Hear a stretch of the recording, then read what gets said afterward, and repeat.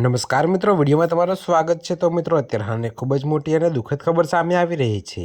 ત્યારે મિત્રો તમને જણાવી દઈએ કે હવામાન વિભાગના અમદાવાદ કેન્દ્રના ડાયરેક્ટર A.K. દાસે ગુજરાતના હવામાનમાં પલટો આવશે તેવી આગાહી કરી છે। જેમાં તેમણે જણાવ્યું છે કે 24 કલાકમાં કોઈ મોટો બદલાવ નહીં થાય, પરંતુ જે બાદ 2 થી 3 ડિગ્રી તાપમાનમાં ઘટાડો નોંધાશે, જે બાદ 2 થી 4 ડિગ્રી તાપમાનમાં ધીરે ધીરે વધારો નોંધાશે। જે હા મિત્રો, તો તમને વધુમાં જણાવી દઈએ કે આજે કચ્છ, બનાસકાંઠા અને પાટણમાં યલો એલર્ટ સાથે વરસાદની સંભાવના છે। તો હવામાન વિભાગના ડાયરેક્ટર ડૉક્ટર A.K. દાસના જણાવ્યા અનુસાર યલો એલર્ટ સાથે કચ્છ, બનાસકાંઠા અને પાટણમાં કમોસમી વરસાદની શક્યતા છે। તો વેસ્ટર્ન ડિસ્ટર્બન્સને કારણે માવઠું પડવાની શક્યતા છે। જી હા મિત્રો, તો વીજળીના કડાકા સાથે વરસાદ પડી શકે છે।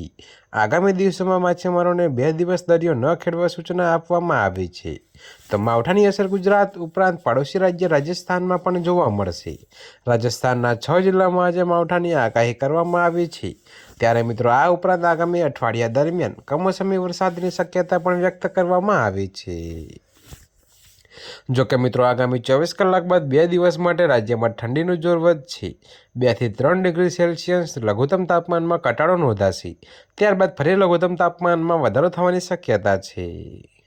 ત્યારે મિત્રો, અત્યારે હાલ માટે આટલું જ। મળીશું નવી અપડેટ સાથે। અને જો તમને મારા વિડીયો પસંદ આવતા હોય તો વિડીયોને લાઇક, કોમેન્ટ, શેર અને અમારી ચેનલને સબસ્ક્રાઈબ કરવાનું ભૂલતા નહીં મિત્રો।